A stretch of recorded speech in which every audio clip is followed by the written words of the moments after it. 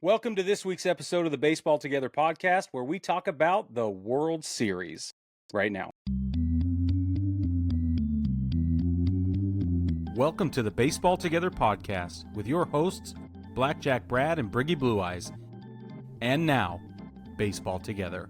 Welcome officially, baseball family, to this week's episode of the Baseball Together podcast. I'm Brig, your resident dyed-in-the-wool Yankees fan. And even though we're down 2-0 as of this moment, it might be a little different later. I don't care. Still a Yankees fan. Brad, how are you, though? No dog in the fight. I'm doing great. Just loving some World Series baseball, that's all. I'll bet you are. And we're going to get into it, but I will say that these games have been amazing. Just amazing. So, all right. Before we move on, I want to remind everybody that if you would like to get your World Series gear, you should go to Fanatics. And you can use the link in the description below and you can get all that World Series gear. It's also a great way to support the show.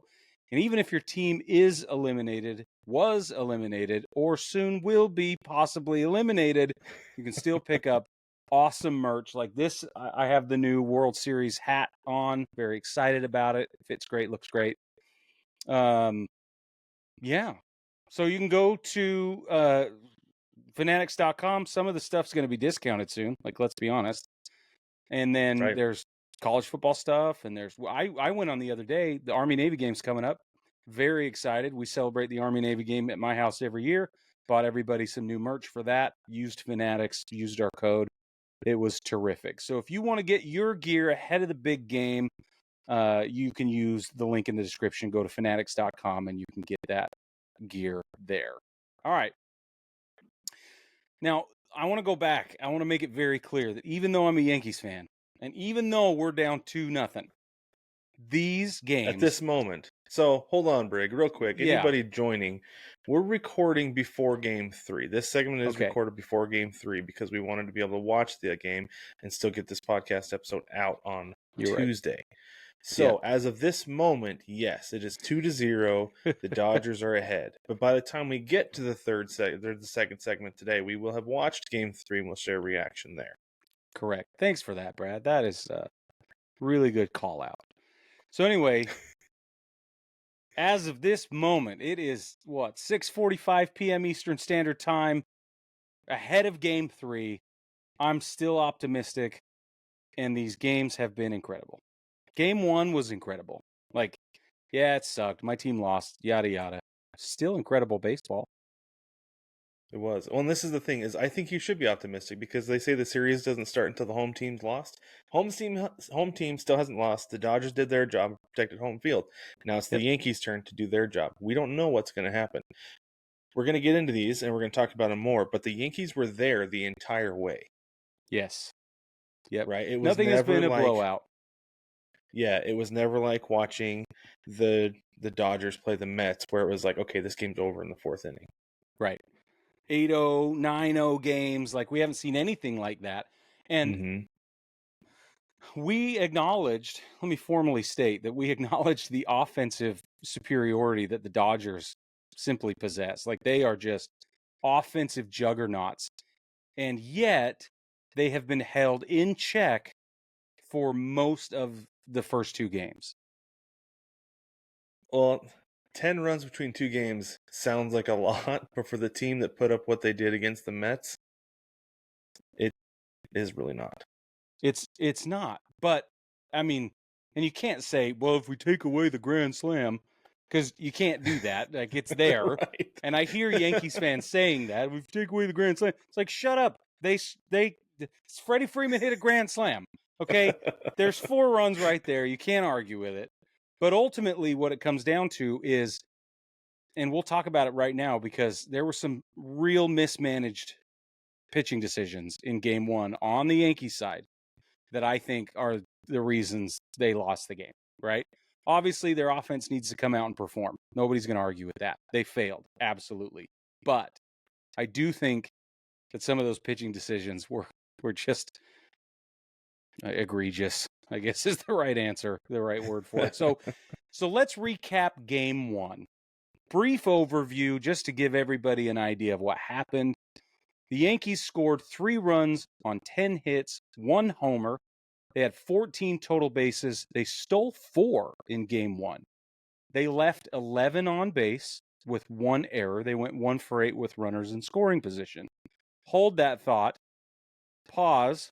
Put a pin in it. I'm coming back. The Dodgers in game 1. 6 runs on 7 hits, 1 homer. 16 total bases, 0 stolen, 4 left on base with 1 error. Now, here's the deal. They also went 1 for 8 runners in scoring position. Here's the deal.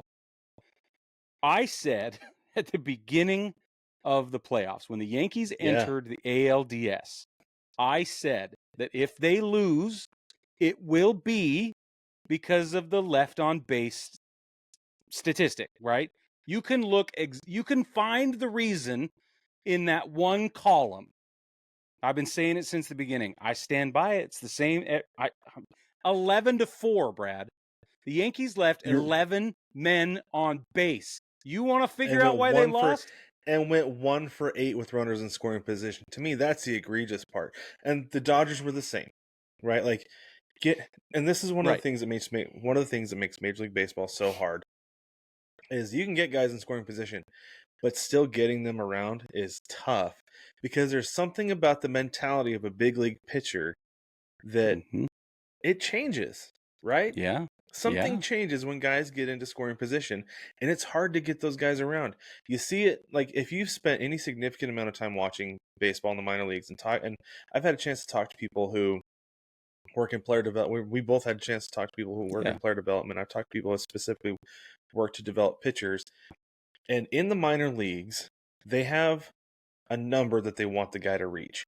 And it's a number of pitches, a number of innings, whatever. It's not, very rarely is it, well, if he gives up 5, we're going to pull him. Like, if he gives up 5, so be it. We want to see how he deals with adversity. Because the thing that separates the big league pitchers from the minor league pitchers is the way they deal with adversity. And guys getting into scoring position is the kind of adversity they're looking at. Guy getting shelled, how does he handle it? And so these guys, you're on the biggest stage. These are the best pitchers in the world. These are the best teams in the world this year. So you're going to have guys, Garrett Cole, Jack Flaherty, they can handle it. This is why the Yankees and the Dodgers go 1 for 8 with runners in scoring position. And the bullpens that helped get these teams here, the mental makeup of these guys is part of what got these teams here. And the result is 1 for 8 with runners in scoring position. And it's infuriating as a fan to watch it. Absolutely infuriating. 11 guys left on base is egregious. Oh, man. But here's the thing, though, Brig. So bad. The Dodgers scored 6 and still left 4 on base and still went 1 for 7 runners in scoring position. It's hard. It's hard to score runs in baseball. The fact that there were 9 runs scored in that first game, there were 5 scored in the 10th inning alone. Exactly. And, yeah. So let's talk about pitching, specifically starting pitching. Great segue into that. Cole, 6 innings pitched, 4 hits, 1 earned run, 4 walks, 4 strikeouts. Didn't give up a bomb. He threw 88 total pitches. He was pulled with 88 pitches. Strike 1, Booney. Sorry, pal. Can't. So here's why the tough thing, though. I get it. I don't like it. So I got to look real quick because I'm curious when in the order he was pulled. Well, and it was a matchup decision. It was. Right. But I don't know. He was dealing. And he was doing just fine. But a lot of guys will deal 2 times through the order, and then the 3rd time through the order is when you run into trouble. You get touched. I know Garrett Cole can go deep in games, and he's fine 3rd time through the order, generally speaking. But when you have Shohei Ohtani, Mookie Betts, and Freddie Freeman coming up, right? That's, to me, I don't know. I feel like that's when it's kind of like, okay, I get it. You don't love it. You don't love to see it. You want to see him continue to battle. But at the same time, though, it's like, so he was pulled right after. So he went through the top of the order 3 times. Right. It was right after Teoscar Hernandez, who hit a single to center field. That's what I'm saying. And then Max Muncy got hit by Clay Holmes. That so with one runner on, right? How many outs was that? Nobody out, because that was Hernandez led off the bottom of the 7th inning. Okay, so he gives up a single, a leadoff single, and there's nobody out, and he's dealing, and he's your best chance at running any sort of depth in these games, and you have to win game 1. And you have the lead in game 1. And you pull him. Like, it just, and I know in retrospect it's a lot easier to call foul. I get it. And even in that moment, a friend of mine asked me, he's like, what do you do? How long do you leave Cole in? I'm like, you wait to see. Depends on how much trouble he gets into. Depends on if we get runners on. But one runner on, I don't know, man. So do you want Clay Holmes coming in with runners on first and second, nobody out though? No. I don't want Clay Holmes coming in at all. Well, I understand that, but that's the thing, is that after the Teoscar Hernandez single, then it was Max Muncy. Yeah. Then it was Kike Hernandez, who executed a perfect sac bunt, by the way. It was the most beautiful bunt I've ever seen, in the perfect situation with, I mean, it could not have been more picture perfect. Right. So this is the thing, though. So I'm going to agree with you here on this, though. I think you let Cole pitch to Muncy. Mm-hmm. And then you probably have the sac bunt by Kike Hernandez. And then you have Will Smith, who has not been good offensively during the postseason. Right, yeah, correct. And Gavin Lux, who generally is not good offensively. Also correct. Well, no, that's not true. I shouldn't say that. It's defensively is where he has his issues. But he's not as strong as other guys in that lineup, right? But he's 185. He's batting 185. Yeah, so has not been strong offensively this postseason. Okay? No. Because Lux is the third out. So I think maybe you let him pitch to Muncy, because it's not like you're going lefty-lefty matchup there, because Clay Holmes is right-handed.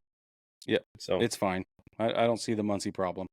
Unless they saw a matchup where they've seen each other enough times and it's like, well, Garrett Cole gets touched up by Max. I don't know. I haven't that looked might that be the deep case. into it. I don't that know. might I don't be the feel case. I don't feel like they've seen each other enough, though, because I don't either. They've been in National League, American League pretty much their entire careers, because Garrett Cole's been in the American League for most of his career. So Yep. So I'm just saying, I feel like that was a weird decision. Friggin' Clay Holmes comes in, and his first 3 pitches were just awful. Just so bad. Oh, man. He settled down a little bit. But between Holmes and Canely, you're able to get out of the inning unscathed. So yeah. Canely throwing nothing but changeups again. It's just amazing. Junking it up while everybody else is throwing 100 miles an hour. Yeah, he definitely changes the speed. The look definitely shifts. So let's move over to Flaherty. So Cole's ERA ended at 2.82. Okay, is that for the postseason or for the game? That's for. I think that's for the postseason. I'm going to double check right now, but I'm pretty sure. Oh, I'm in the wrong screen. While you look that up, I want to talk about Jack Flaherty for a minute. So he went 5 1/3, gave up 5 hits, 2 earned runs, 1 walk, struck out 6. He gave up a Giancarlo Stanton nuke. Yeah, oh man. Have you seen? I love looking at the pictures of that where everybody's watching that ball. Where he's standing there watching it. Flaherty's watching the catcher and the umpire watching it, and then later they show the video of Freddie Freeman just watching crossing with his arms folded. Holy moly! He had a perfect line of sight to it. Yeah, as well, because that looked like he wrapped it right around the foul pole. It wasn't quite that bad, but that was it. That was all that Flaherty got touched up for. And so this is the thing. Yeah. So I said coming into this series that I was worried about Dodgers pitching. I should have specified starting pitching, because there's no reason to worry about their Dodgers bullpen. I agree. I feel the same way. This is the thing, is we failed to mention their record tying streak where they went 33 consecutive innings without giving up a run. We did fail to mention that. And I should have specified that I was worried about Dodgers pitching, because I didn't have a whole lot of confidence in Jack Flaherty. Yeah. Which I like Jack Flaherty. Yeah. I liked him in Detroit. Liked him in St. Louis. I like him in LA. I thought it was a great pickup. But this is how things have gone for him so far this postseason. He gave up 4 in 5 1/3 against the Padres. in the division series.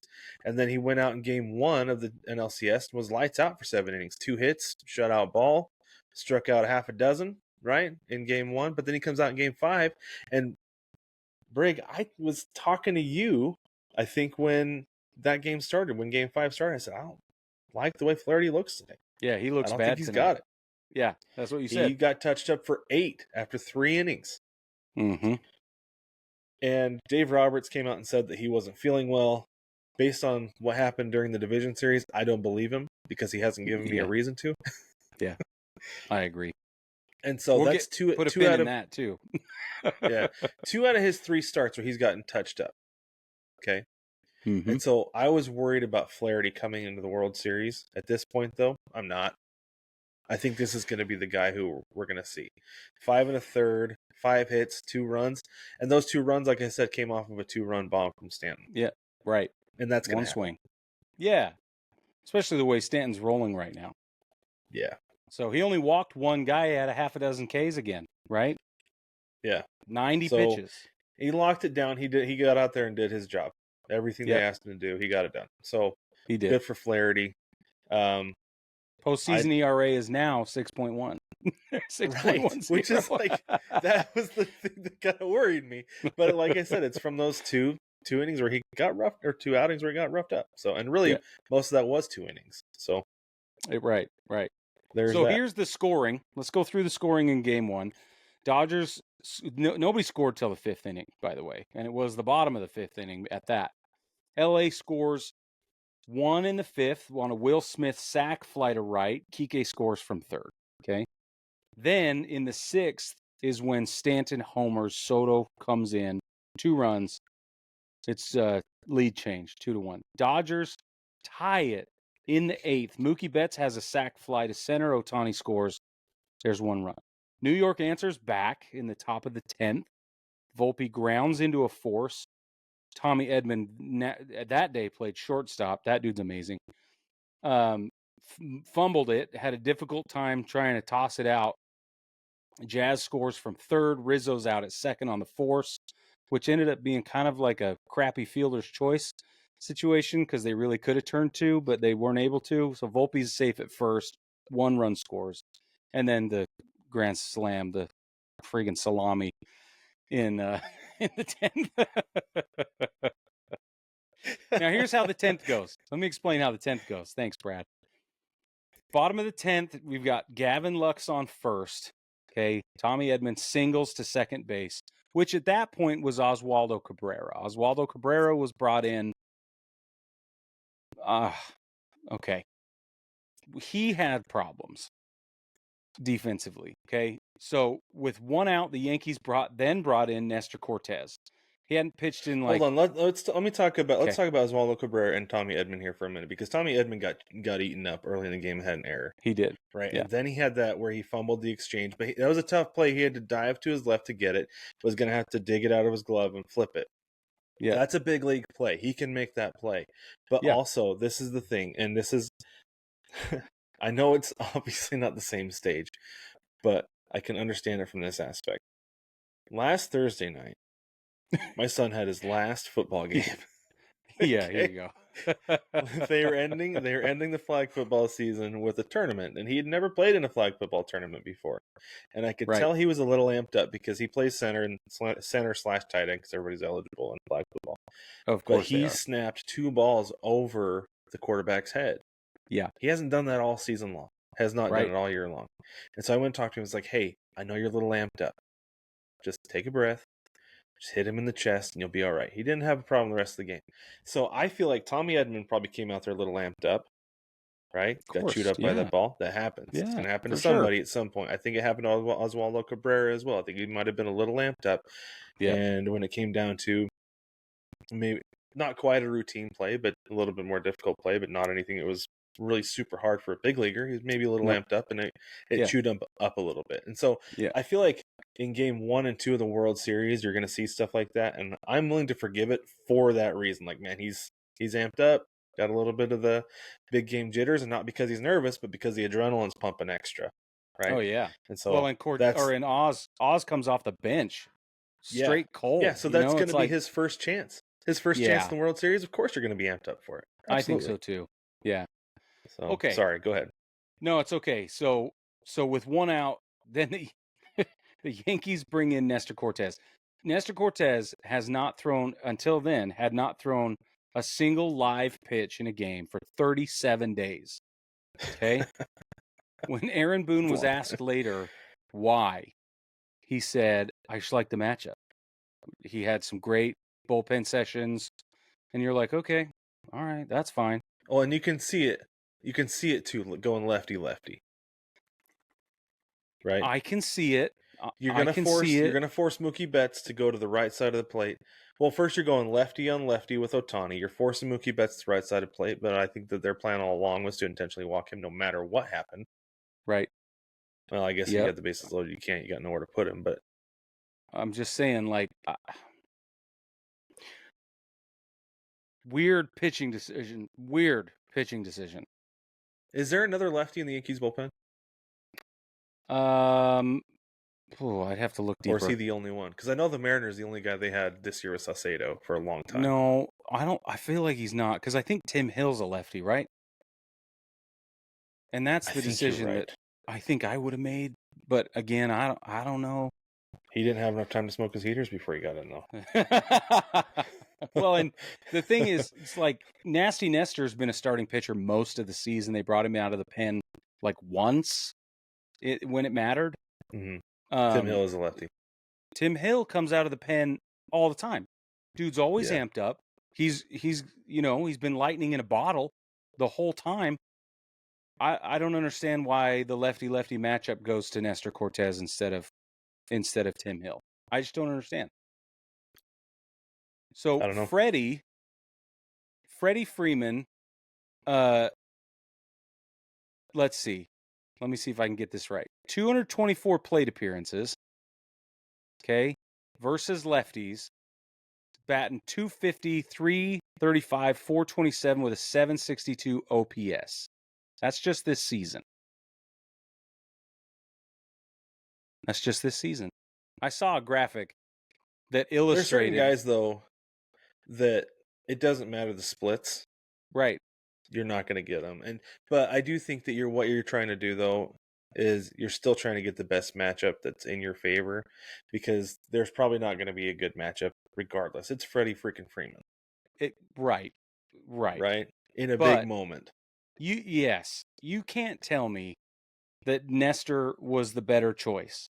I'm not buying it. And I know I'm sitting there and they made the decision beforehand and I'm criticizing it after the fact. I got it. Okay, I know how this works. But still, I still don't see it on paper. Okay, it doesn't make any sense to me. Right. Whatever. Yeah. No, game ended. And I get it. Grand salami. Okay. So all of Los Angeles broke out the mustard and the rye bread. It's pretty cool. And it was pretty cool. Like, let's be honest. Yankees fan, die hard, got it. I got to ask you, though, Brig. Because in our house, we could feel the vibe. We kind of knew this is what's going to happen. Did you feel it at your house? Like Freddie Freeman coming up, bases loaded. Were you kind of like, yeah, this is it? No. We didn't have a oh no. Right. We had the vibe was, this is a huge deal. Right. This is a big moment. Not, it's over. No, it wasn't anything like that. Because at our house, so we were sitting there watching, and as Freddie was walking up, I looked at my wife. I was like, "This is Kirk Gibson vibes," and she had no idea. She's like, "Yeah, absolutely," you know. And I was like, "No, like he's gonna homer." She's like, "You think so?" I was like, "He has to, because this is like the same storybook all over again." Yeah. It's like Freddie Freeman's been nursing an injury forever. He missed a couple games, right? And then now you're game 1 in LA, and if he hits a home run, it's gonna end the game. Yeah. It's gone. And then enough, before I even finish the sentence. Yeah. So let's talk about that, because the parallels between Gibby's iconic, just absolutely legendary homer and this one just baffle the mind. It really does. So they were both at 8:37 p.m. Pacific time. They both landed in right field. Almost, you can't convince me it was more than a handful of feet away from each other. from where they landed. Oh, there's no way. Had to have been within like a 10-foot radius. Had to have been. Had to be. Both walk-offs, game one, the whole thing. I think it's crazy. So Kirk Gibson was asked. He was listening on the radio in northern Michigan. Somebody said like near his camp or outside of his camp in northern Michigan. I don't know what that means. Maybe he's deer hunting. Homesteading or deer hunting or whatever. But the point is, he said he was listening. He said, quote, I was standing there listening and then just immediately knew what was going through Freddie, quote, right, with his emotions. I was reliving the emotions as well. Two people from different eras. It was cool. I love passing the torch and letting him have it and experiencing it. So, for those of you that don't know, Kirk Gibson's major contributions to baseball happened in Detroit, right? He's like a hero in the Tigers world. But this moment still lives on as basically, I don't know, it's up there as one of the greatest home runs of all time, no doubt. And to watch him hobble around first base and then into second was so just, I mean, so fast forward however many years, and here we go again, 30 some odd years later, and we have a very similar storyline right down to the wire. My question is, how can you not be romantic about baseball? I don't care where your allegiances and affiliations lie. How can you not be romantic about baseball? Well, and this is the other thing, too. Out of everybody on that roster, with everything that Freddie Freeman's been through this year, yeah, good for him, man. He needed it. He needed a win. Oh, yeah. I saw somebody on X, I can't remember who it was, somebody who's either been around the team, covered the team, or something, was like, this is the first time I've seen Freddie Freeman smile in months. Like a real, for real smile. Yeah. Yeah. Yep. So for those of you that don't know, good for him getting a big time win. We don't want to be obscure or gatekeeping with this. His son has been through a lot. He had a really terrible medical condition. Like he had to relearn how to walk, and I don't remember the name of the condition. It's like 7 million syllables long, but like super rare, super awful. Things are good right now. They've been working through it. I guess things are positive, but yeah, he and his family they've been through a lot with that little boy. So now, one last thing I want to say about Frederick, and then we're going to move on. He immediately started giving credit to his dad. He went over and hugged him on the presser at the end. He was like, this one's for my dad. And he talked about all the backyard batting practice, and they still throw batting practice. His dad still throws in batting practice. And he just heaped the praises on his dad, and I thought, okay, so first, how can you not be romantic about baseball? And then second, how can you not love Freddie Freeman? Like, I don't understand how he's just such a good person. Like, I don't care. And I've talked to Braves fans who are still upset that he, left Atlanta. I get it. That's fine. And there are a lot of reasons, and I understand those things. But as a human being, I don't think you can find a way to convince me he's not a great person. Right. First team, all good dude. Yep. All right, let's move into game 2. Here's a quick breakdown of what happened in game 2. The Yankees, 2 runs on 4 hits, 1 homer, 7 total bases, no stolen bases. They left 6 men on, committed 0 errors, and 1 for 6 with runners in scoring position. The Dodgers, 4 runs on 8 hits, 3 homers, 19 total bases, 4 men left on, and 0 for 3 with runners in scoring position. Surprising. Carlos Rodon threw 3 1/3, which, 6 hits, 4 earned runs, no walks, only 3 Ks, 3 bombs, 63 total pitches.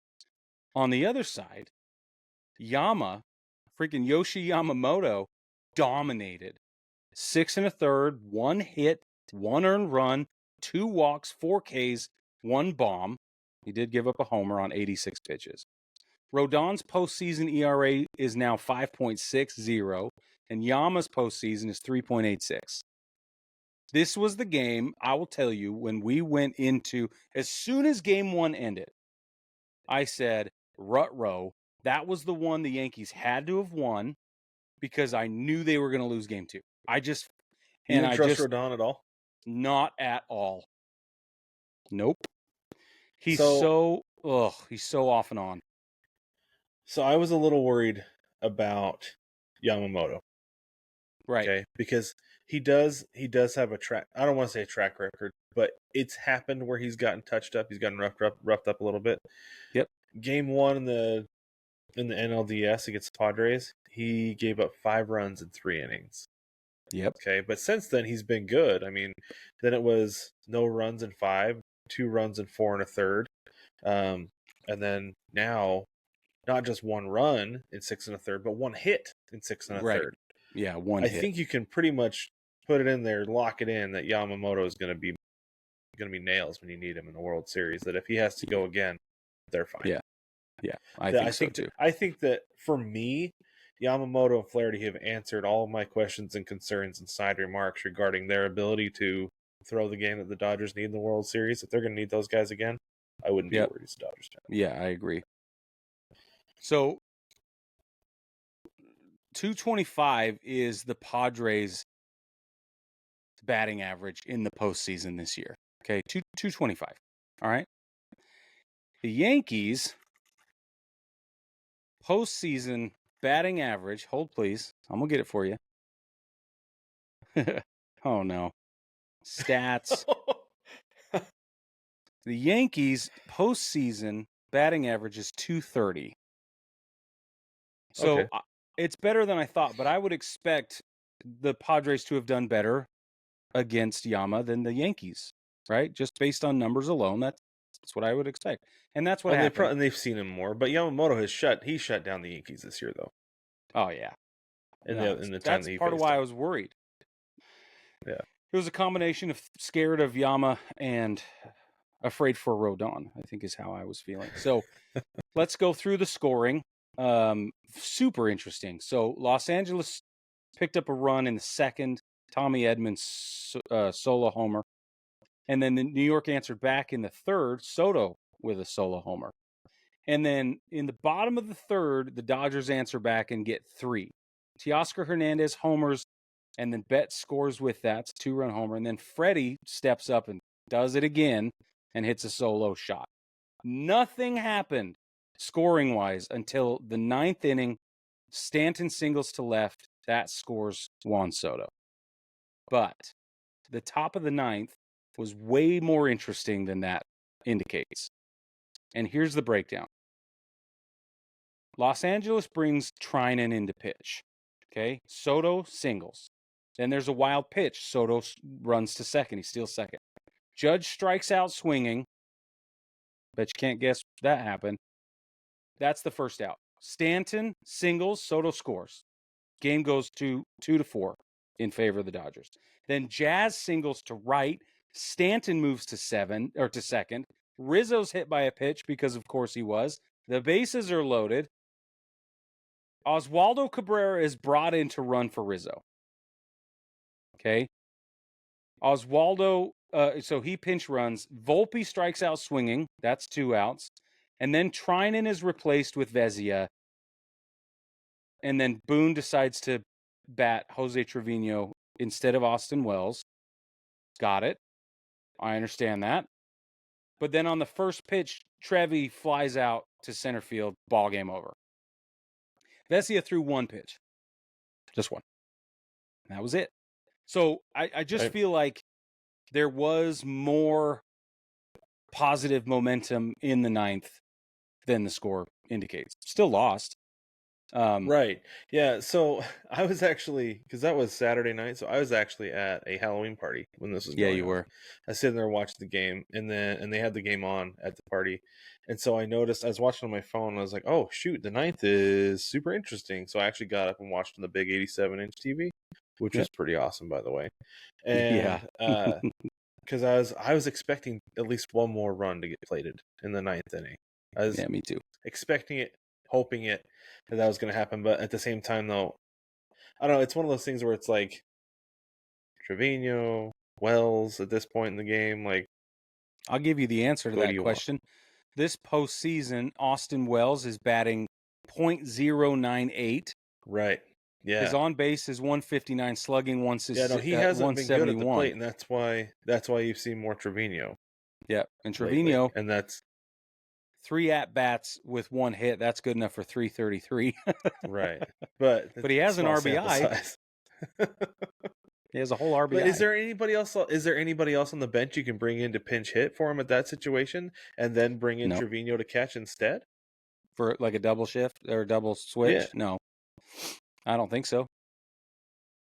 I mean, because you already brought in Cabrera.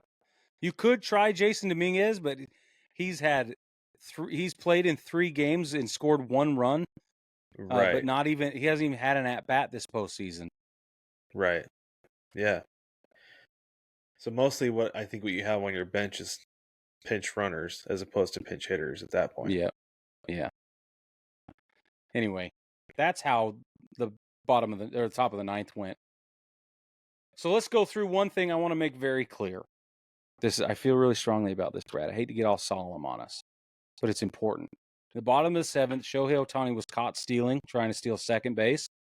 Immediately, it's clear that he's hurt. He's on the ground writhing in pain. He's shuffled off the field. Reports indicate relatively quickly that it's likely a partial shoulder dislocation on his left arm. That's what it looked like to me. I've dislocated shoulders plenty of times. And I was like, oh, man, I even told Marina, I looked at her. She's like, what do you think's wrong? I'm like, that dude dislocated his shoulder. You just watch. Okay. And sure enough. So that's interesting. You knew it right away because I was listening to the radio at that point. And on the radio broadcast, they were saying it looks like he might have hyperextended his elbow. And I was like, oh, that sucks. No. But no, nope. you think it's pretty clear early that it was a shoulder? To me, it looked like it was dislocated. I don't know why. Maybe just because I know what it looks like and feels like. But anyway, reports are indicating that tonight he's going to be back in the lineup. So everything's fine. We'll see how that affects him, but looks okay. I stumbled across a Rob Friedman, Pitching Ninja. I stumbled across a thread that he showed, and he was talking about shoulder mobility and guys like Ohtani who have extreme shoulder mobility, that their shoulder can pop out pretty frequently. Like I think, and he actually had a thing where John Smoltz said that he dislocated his shoulder like several times a year. Yeah, that it happened all the time. It hurts and it sucks, but because they have such good shoulder mobility that it can go back in and they can recover quickly and they'll be fine like basically the next day. Yeah. Yeah. If it's loose is bad. You don't want it to be loose, right? I had 2 shoulder surgeries for the same reason. 1 on each, as a matter of fact, because they were just slipping in and out. They did whatever they wanted to do. And I was like, this is just, and it hurts like crazy. But yeah, you can throw it right back in and with some inflammation and you treat that, you know, it still hurts, but you can work through it. So the problem I had was there's a bunch of Yankees fans who are cheering for Ohtani's injury, and I just want to publicly distance myself from that attitude. The minute it happened, I was like, oh no, oh my, it's like the worst possible outcome for baseball. And you know, I'm a baseball fan first, so I don't know if you saw on Instagram, I posted it immediately. I was like, I don't care who you root for, this man needs to be okay. I did see it. Just does. So it is funny. So first off, like Ohtani has not had a big enough impact on this series for that to really matter, right? Like I understand that there's like a pitching strategy specifically for Ohtani that you have to address, and it affects everything going forward. But he has basically been shut down during this series. But on the other hand, Brig, I gotta say, I get it, because if a guy goes down of that caliber, it's kind of like, we got ourselves a little bit better shot. Yeah. Stugotz on Dem Lebatard talks. I know he kind of is joking, talking tongue in cheek, but I wouldn't blame him, or I believe him saying this, being pretty serious about it. He's like, when Tom Brady got hurt, I was in my living room fist pumping. Like, yeah, right. Because Brady's down. Now we got a shot. Yeah. Right? Yeah, I mean, you can't deny the fact that it... Like, you and I, we're baseball fans, we're Ohtani fans, but there might be a certain sector of Yankee fans who are strictly just Yankee fans, don't give 2 shakes about the other 29 teams in the league. And whatever has to happen. A lot of Yankees fans are that way. That gets the Yankees their next World Series title. They don't care what it is. They want it to happen to get that title. And I get it. I absolutely understand it. I do too. And I'm not going to say that I wouldn't do or wish for pretty much anything at this point for the Yankees to win. I will say that a devastating injury to Ohtani is not on that list. Right. I don't, it doesn't extend that far to me celebrating the guy's injury. I'm not going to do it.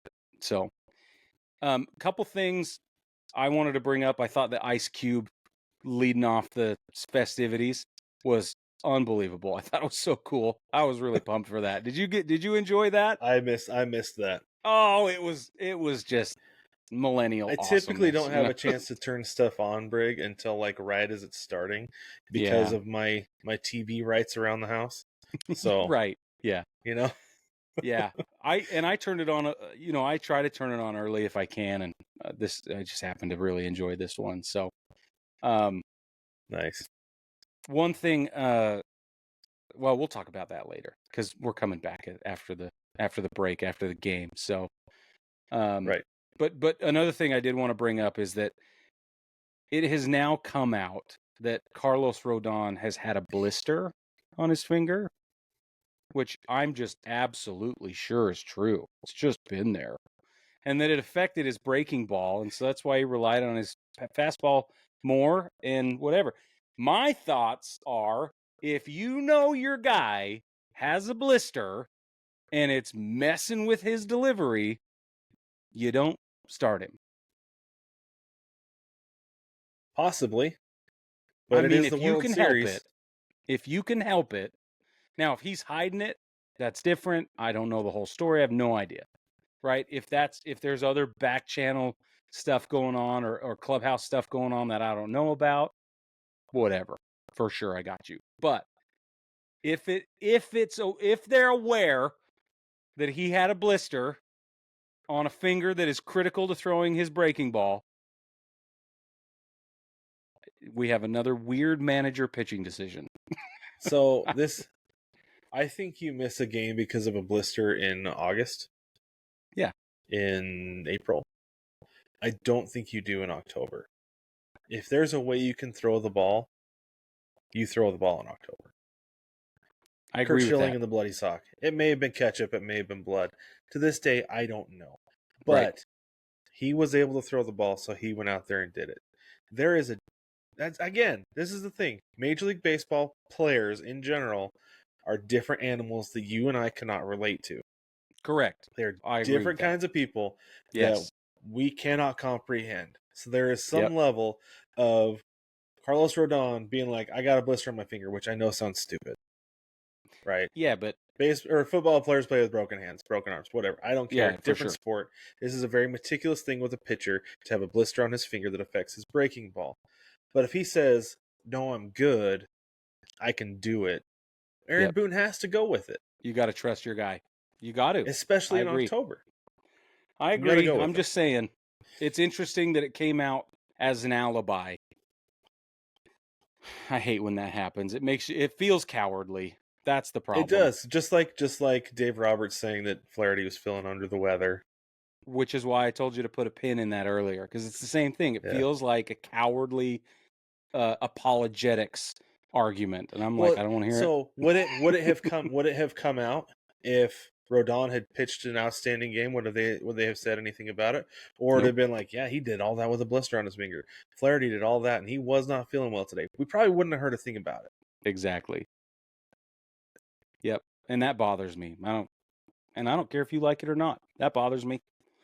Okay. You got anything else you want to say before we step aside and watch this ball game? Let's go watch Game 3. I'm ready. Yeah, baby.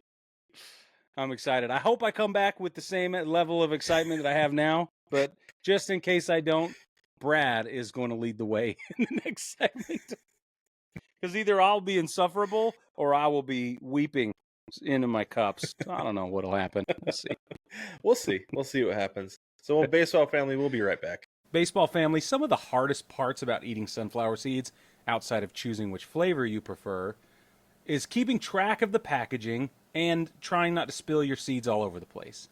Well, now those days are over with Seed Sack. You can get a seed sack in canvas or leather with a metal squeeze clasp. It keeps your seeds nice and protected. Seed Sack also lets you personalize your sack with names, numbers, and logos. They're great for team gifts, birthdays, or just for whenever. Head over to seed-sack.com and use code BASEBALLTOGETHER. That's baseball with the number 2 together, and save 5% on your seed sack. Again, that's baseball, the number 2 together, for 5% off your seed sack order.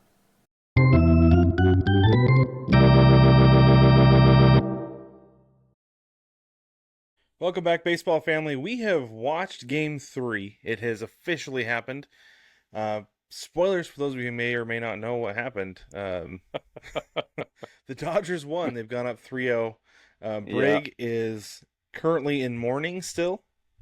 I'm recovering. In recovery. It's definitely not. I'm not in mourning, but it's a trauma response or something. I don't think you reached the point of mourning until after the series is over. Is that right? Yeah. Correct. Okay. Yeah. This was bad. This was not good. All right. Well, let's talk about Game 3 here for just a little bit. So, final score 4-2. Dodgers took this one. Same score as Game 2, by the way. Mm-hmm. Kind of odd. Very interesting. Yeah. So, Freddie Freeman. Similar play out too. Just give Freddie Freeman the MVP award. I don't care if the Yankees somehow come back and win this thing, still give it to Freddie Freeman. Because he's earned it. I have a hard time disagreeing with that. I don't know even with the proviso that the Yankees still win somehow. Like it's hard to disagree with Freddie being the MVP. I feel like he set the tone at the end of Game 1, and he's just continued it. He's hitting early home runs to give the Dodgers early leads, and it's been game changing. It's bananas. So here's the line score. The Yankees 2 runs, 5 hits, 1 error, Jazz Chisholm error. That was early too, wasn't it? If I remember right. I don't remember. But anyway, 1 home run, 9 total bases. Didn't steal any, but 8 left on base. And the Dodgers scored 4 runs on 5 hits. No errors, 1 home run, 8 total bases, 1 stolen base, and 7 left on base. Brig, not as big of a discrepancy tonight. Not as big. This was kind of an interesting thing here. You go look at how these teams did with runners in scoring position. The Yankees were 2 for 6, and the Dodgers are 2 for 8. Yeah. The 2 for 6 for the Yankees is interesting because they didn't score until the 9th inning on a home run, and the runner was on first base. Verdugo's home run, his first home run of the postseason. Yeah. So first home run in recent memory. Yeah, there's that. But this is interesting because they're 2 for 6 with runners in scoring position, and neither of those scored a run. Right. One of them was because, for whatever reason, Giancarlo Stanton was sent on a ball that was hit directly to Teoscar Hernandez in left field. I understand it was a pretty close play, needed a perfect throw, but I don't feel like. I mean, okay, there's two. He wasn't deep enough. T.O. wasn't deep enough. It wasn't deep enough. You needed a perfect throw. Stanton's not fast at all. 3 mile an hour max. Okay, as soon as I saw him wheeling around third base, it's like he's toast. Absolute strudel. Has no chance. But don't even care what happens. I will defend the third base coach with this caveat. At some point, you've got to try to make things happen. Yeah. Right? Because to that point, the offense had not done anything, had been completely shut down by Walker Buehler. Right. So if you're going to just get stranded, you might as well push. Yeah. Yep. And he's not going to steal a base. He had a bunch of momentum and carry it out. Yeah. Yeah. So I understand the reasoning with that, but at the same time, though, I don't think that he's the guy you do that with. Mm-mm. Because there's no chance. Nope. No, I agree. So it was upsetting, needless to say. It was upsetting to watch it happen as a neutral party. Yeah, you don't care. So hard. I do not care. I was excited to see play at the plate. I love a play at the plate, but I was upset at the fact that he had sent Stan in that situation because I didn't think that it made a whole lot of sense.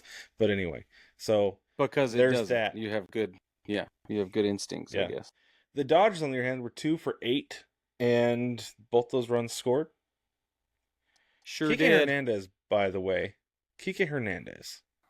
somehow becomes a world beater in the playoffs. I don't know what it is.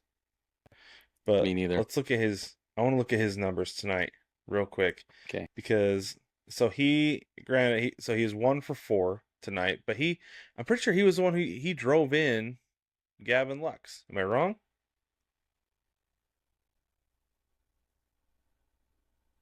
I don't remember. Or was that? No, I am wrong. Could have been. It was Teoscar Hernandez who drove him in. Okay. That makes more sense. Yeah.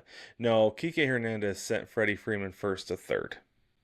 Is what it was. That's what it was. But still, the fact that the dude comes through and gets base hits when you've got guys on base, that's enormous for a guy who's just kind of there as a role player the rest of the year. Yeah, that's true. So, but it takes a whole team. It just does. It does. You're right. It does take a whole team. And that's been the big difference so far, is that the Dodgers have had a complete performance top to bottom with everybody. Yep. Everybody contributes. Everybody contributing, and the Yankees have not. They do not have a fully contributing club. Yeah, so here's another one, Brig. I was curious how many guys scored who were walked tonight. Oh, my God. Of the 4 runs, it looks like 3 of them were not the result of walks, but those guys were put on base because of a walk. Because of a walk, and then they were batted in. And then were driven in. Yeah. Walks kill. Oh, man. In the first inning, Freddie Freeman homers, and Shohei Ohtani was on base with a walk. Yeah. Because he led off with a walk. So, and that first 2-run bomb from Freddie out the gate was just... That was a killer, man. Oh, man, that was a momentum drag on the whole ballpark. Was just like... if it was as bad on my couch, then it had to have been horrible at the ballpark. It must have been. But do you feel like it deflated the entire ballpark? Yeah. Just like, here how we could go it again. not? Yeah. Talk about getting punched in the mouth right off the bat.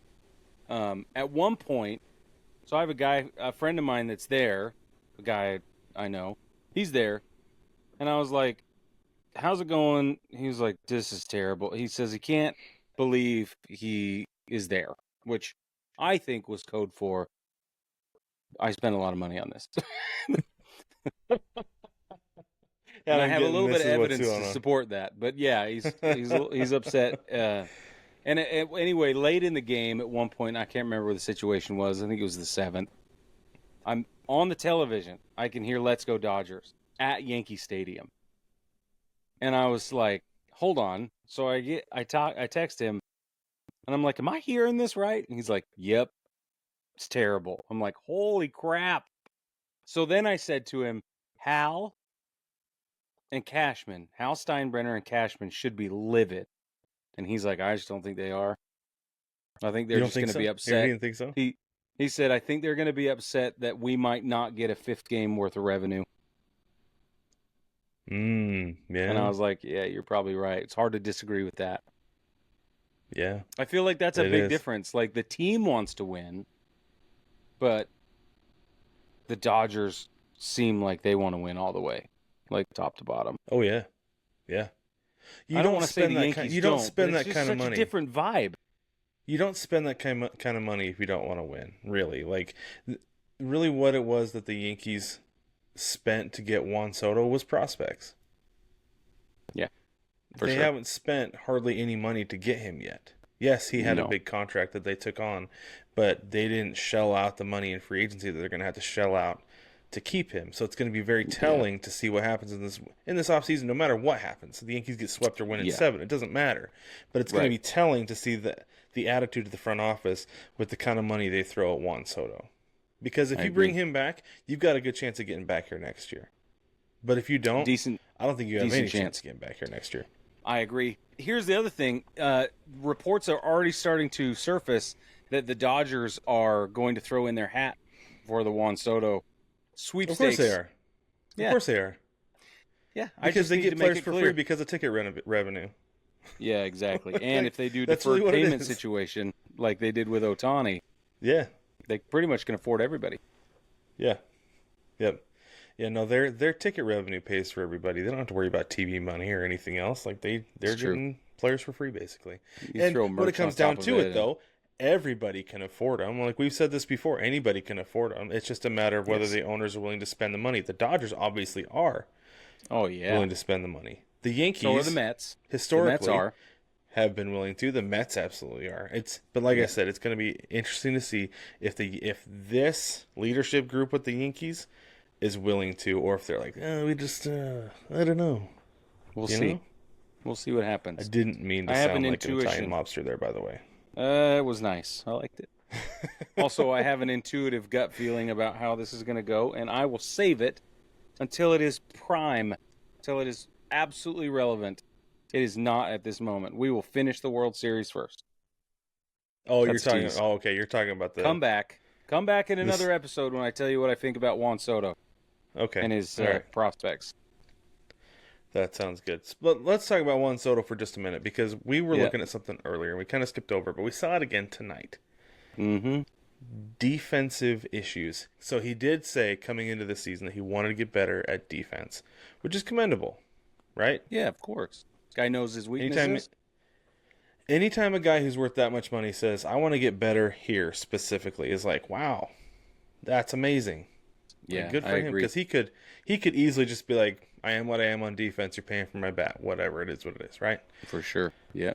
But he has said that he wants to get better, and maybe he has, because I haven't seen the numbers before this year. But we did some digging on Baseball Savant, and we did find, where was this at, Brig? I cannot find it on our sheet. Exactly what we found out about Juan Soto defensively. I'll find it. I got it right here. Okay. Share with the class, if you will.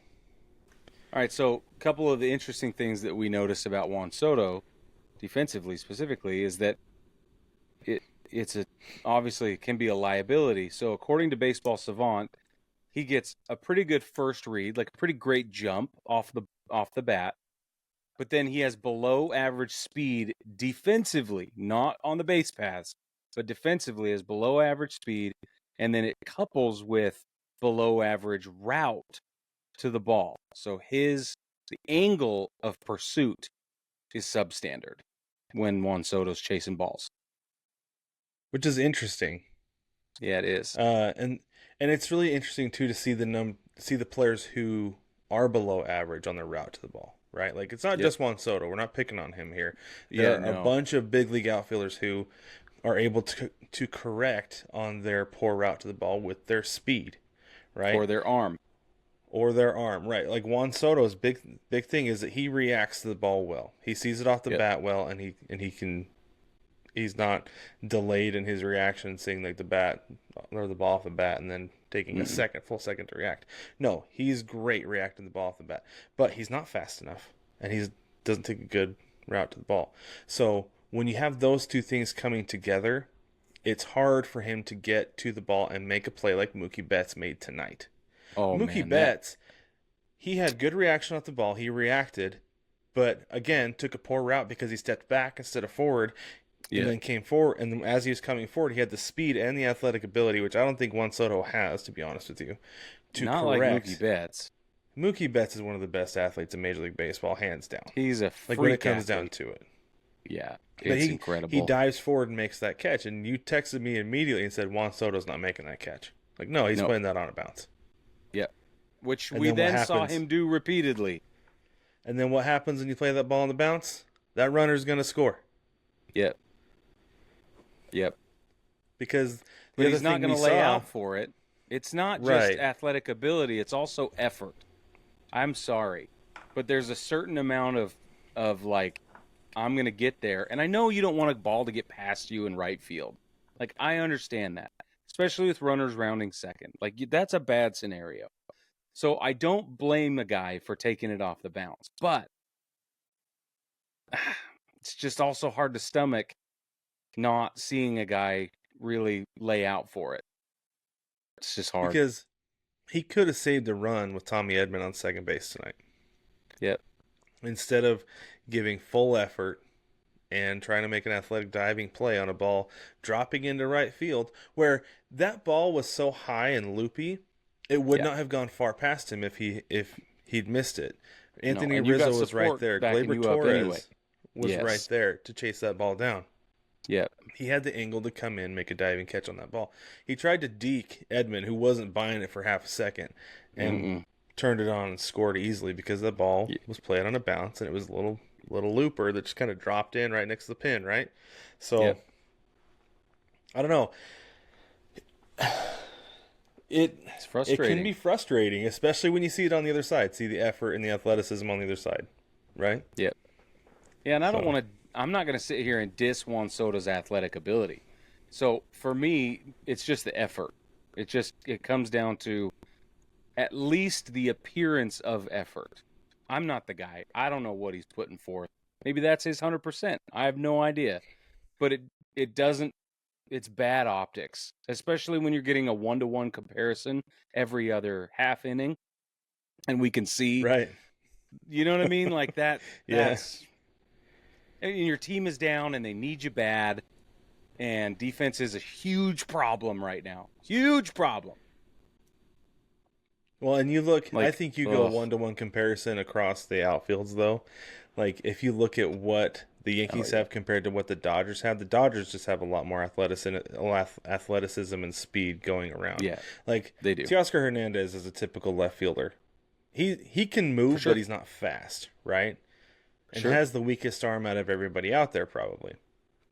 Kike Hernandez can move. They got him playing center field. That dude can flat out move. And even if you put Tommy Edman out there, you're going to be okay. Right. Yeah, and Mookie Betts, obviously, like we said. Oh, yeah. Forget about it.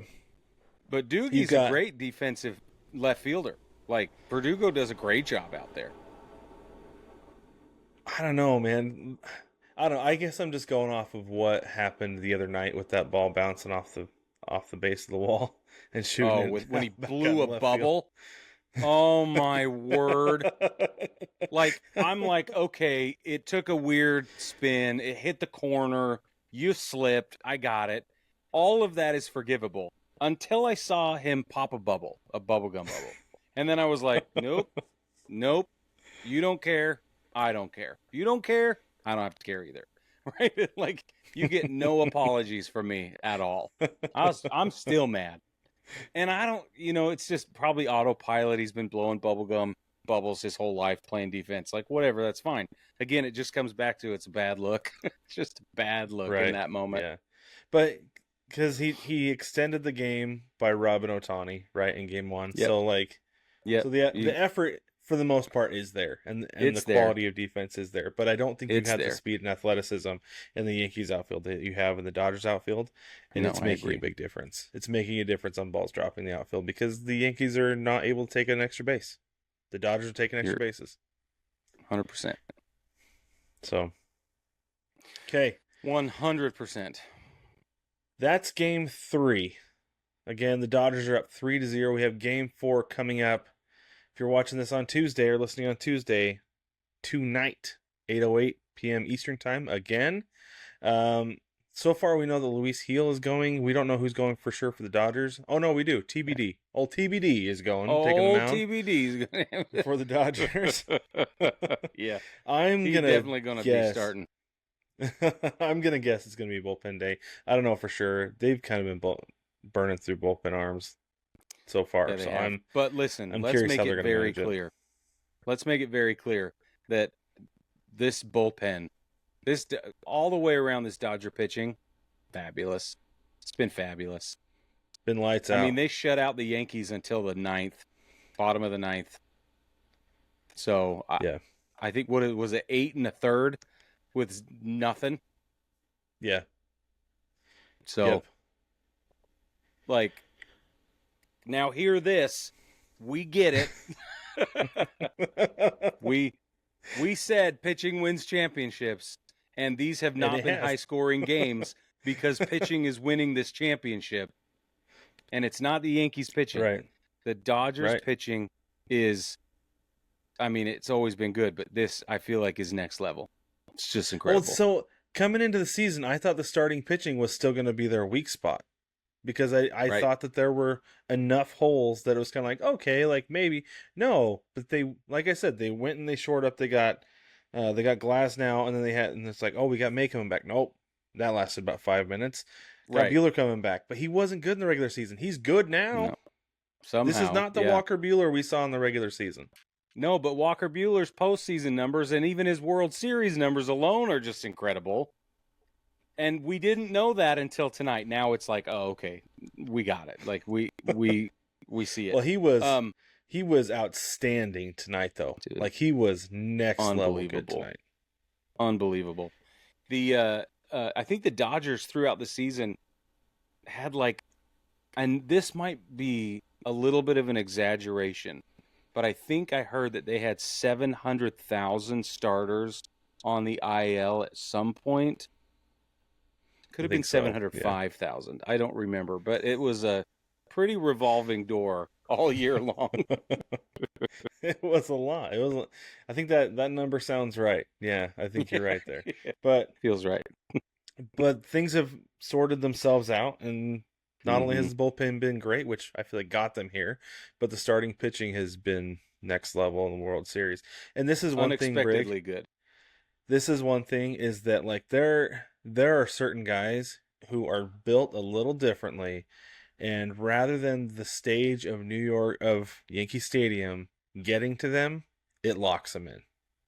Yeah, it's working. Felix Hernandez was one of those guys for the Mariners. Every time he went to New York and pitched, he was unhittable. Yeah. Walker Buehler found that extra gear tonight, and he locked in and didn't let Yankee Stadium get to him. And I'm curious what that's going to be like. He had run support immediately. Like immediately. Right. Yeah, you're pitching from ahead. Their first time out on the mound, you're feeling all right about yourself. Yeah. That's a good spot to be in. Especially when you took the crowd out of it with a 2-run bomb. Forget about it. Yeah. But still, though, like I'm not taking anything away from him. He was locked in and did great. So I'm curious what things are going to look like in games 4 and potentially game 5 for the Dodgers as far as pitching goes. But I don't think they have anybody on that roster who's going to shrink to the environment. I think they have guys who are going to get locked in because of it. Yeah, so far I have no reason to disagree with you. None. Can I just go ahead and say how repeatedly disappointed I've been in all but 4 guys at the plate for New York? Like Torres, he's doing okay. Not horrible. This last game was not great. He's doing okay. Puts together some pretty quality at-bats, right? Soto, solid. Stanton, totally stepping up. Rizzo, not really much to complain about. He still get on base. He puts together really, really quality at-bats, right? Was that 4? I think that's 4. Jazz put together some quality at-bats tonight, and like Torres, sometimes he's coming, sometimes he's going this postseason. Or this series, I guess. It's specifically in the World Series. But everybody else, nope. I couldn't believe Verdugo hit that homer. Could not believe it. Yeah, that was pretty... I was shocked, actually. Legitimately shocked when that ball... when he made contact, you could tell it was going, and I was shocked that... And it wasn't a cheapie. That was the... No, it wasn't. It was legit. There's no doubt about it. Okay, I have a couple of stats for Freddie Freeman real quick. So when he was up, I screenshot this while I was watching the game on my phone. When he was up in the top of the 3rd, they showed that Freddie Freeman had 3 home runs, 7 RBIs, 4 extra base hits, and no strikeouts to that point in the game, in the series. Whoa. Whoa. He still did not. He did not strike out the rest of the night, so he still does not have any strikeouts in the series. He didn't get any extra hits, didn't get any extra ribbies. So these numbers are current. Okay, nothing changed since the third inning for Freddie Freeman. As of the third inning of tonight, the New York Yankees had in the series 2 home runs, 5 RBIs, 3 extra base hits, and 23 strikeouts. So off the top of my head, you can add 1 more home run, 3 home runs, 7 RBIs. Probably at that point you can add 2 extra base hits. So 5 extra base hits to 4 of Freddie Freeman. Whoa. Holy crap. Yeah. That tells the story right there. It does. It's bonkers that one guy can make that much of a difference compared to an entire team. Yeah, that's crazy. That's crazy. Winning it by himself. Look, if the Yankees play tonight's game, they play Game 4, the way they played Game 3, they don't deserve it. You're not wrong. The end. If they play like they played in Game 1, okay. All right. Hungry, aggressive, really professional at-bats, okay, right? Like, even if they lose, but it goes the way it went in Game 1, I'll be less upset. If it goes the way the Game 3 went, I'm be livid.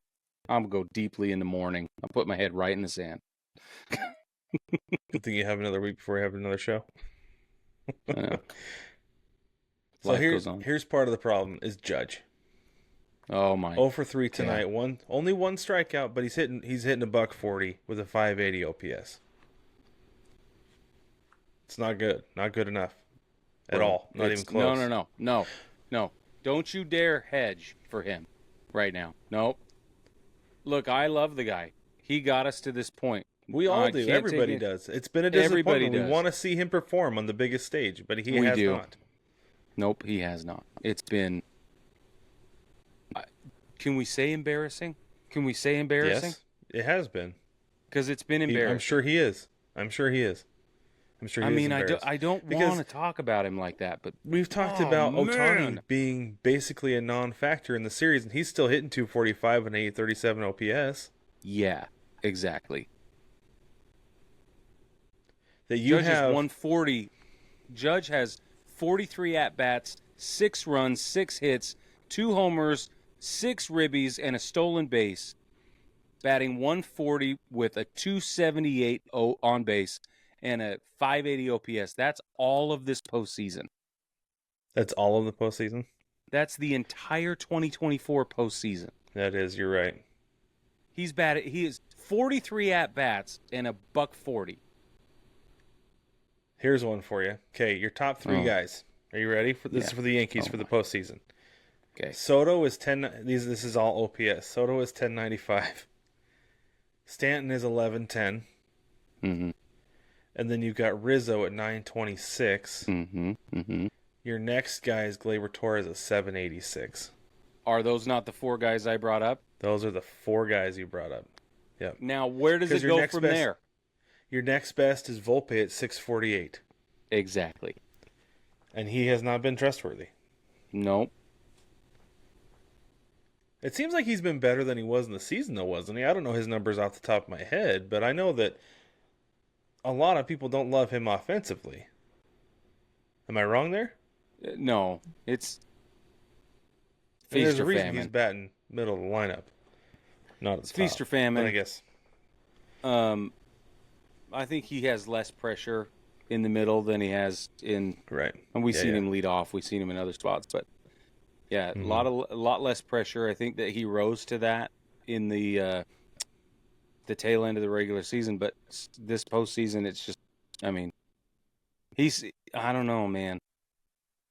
I don't want to be too disparaging, but it's just, there's no energy, there's no confidence, there's no zhuzh on anybody in the lineup except for Stanton and Soto. Those are the only 2 guys that look like they have a spark. Rizzo's pissed, and is determined to do. He will make it happen if he absolutely has to. That's the energy we're getting out of him. Torres is playing for his next contract. Like that's what he's going into a he's in a walk here. That's exactly what he's doing. Let's compare that real quick. I want to look across the diamond here and look at the Dodgers because this is so much more even keel. You don't have any outliers that are up over 1,000 with their OPS. But what you do have is you have Mookie Betts at 976 because of course you do. Top dog. And then you've got Ohtani at 837 and Muncy at 843. Kike Hernandez at 850. I mean, he's not going to get as many at bats, but still he's crazy up there because, like I said, he's a postseason monster. I don't understand it. And when he's in, he's making it happen. Mm-hmm. Yeah, Freddie Freeman 783, Teoscar Hernandez 743, and then your next is who is really like qualified. You've got Gavin Lux at 562 and Will Smith at 542. And those are guys who we talked about earlier who just aren't getting the job done offensively, but they're doing other things to help. So they're supplementing. They are. Yes, right? They're still contributing. Will Smith has been a beast behind the plate, making plays. And called some great games. And Gavin Lux, when he gets on bases, apparently he's been dealing with a hip thing. I didn't realize that until tonight. Oh, I didn't know that. They were talking about it as he was rounding third because he looked kind of ginger on it. And so they're saying that he's been dealing with a hip thing for a while, and so I wonder if that's part of the reason because he's an offensive first guy. Yeah, for sure. Over the last couple of years, there's been some issues with him defensively. They've been trying to find a spot that's why for they keep moving him around. Yeah, exactly right. Because they want his bat in the lineup, but anyway. So exactly. I think that's probably affecting him offensively, but he's still out there legging it out. So good for him. And if you have only two guys under 600, you're going to be okay. Right. If you have only 4 guys over 600, you're not going to be okay. Whatever. No, that's not how it works. Yeah, really though. Like 1, 2, 3, Volpe's 4 guys on the bubble over 600. Verdugo's at 600. There you go. Wow, not going to do it. Clearly, it's showing.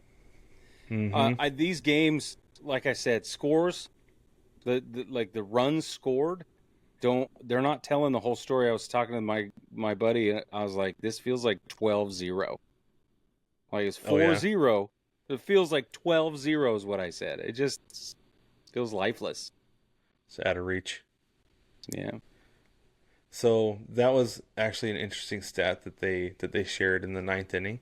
When the Yankees came up bottom of the 9th, down 4, they said the largest deficit that's ever been made up in the bottom of the 9th of a World Series game is 2. 2.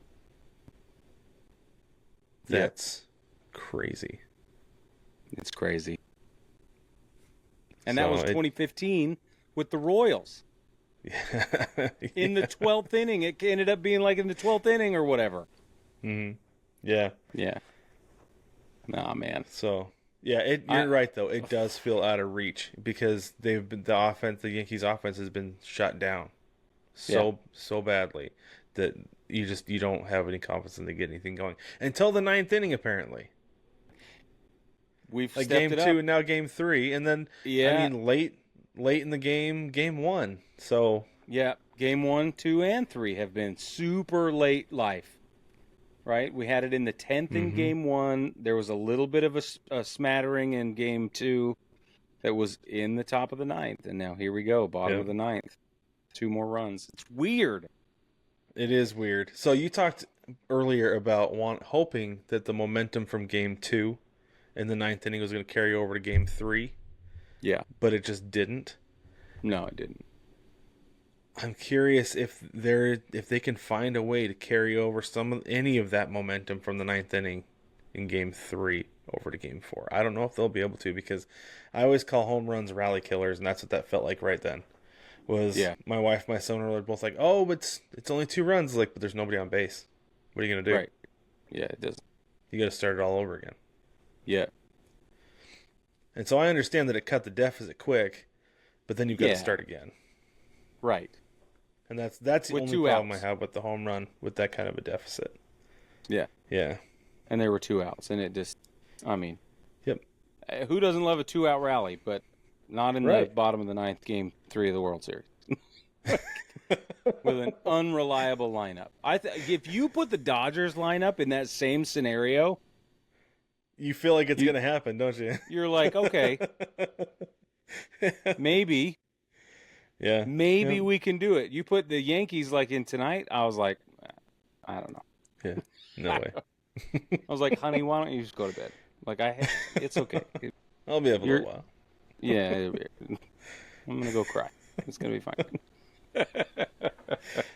Well, baseball family, the next time we talk to you, the World Series will be over. Because we're not doing a live on Halloween because we have kids and we're going to be trick-or-treating. So, correct. There's that. So, go enjoy the World Series. Whether there's 1 or 4 games left, we don't know. But go watch them, enjoy them while we can, because once this is done, this is it till spring training. So, yeah, but don't forget, we're going to be here continuously throughout the off season. Right. We've got all kinds of stuff coming. That's it. But we will be here. This is the last game, but we will still be here every Tuesday until spring training, and then every Tuesday then too. I don't know. It looks like we're just never going to stop. I don't see a reason to stop. We couldn't do without you. Yeah, so we'll tease some stuff next week that we're going to be doing in the off season, because once the off season starts, then we can start talking about that stuff. But baseball family, don't forget to like, subscribe, rate, and review everywhere that you can, especially on the YouTube machine. That helps more than you know. We're still trying to figure out what we want to do for our 1,000 sub giveaway. It will be on Instagram. We'll let you know what we decide, what's going to be given away, and how you can enter that. Also, while you're online, head over to ChinookSeedery.com. Get yourself some sunflower seeds. You're going to want to keep the baseball spirit going during the off season. Am I right? I think I am. So head to ChinookSeedery.com. Use code BTPOD at checkout. Save 10% on your order. And support your mouth, support your wallet, and support the show all at once. So baseball family, enjoy the rest of the World Series. We will catch you when it is over next week.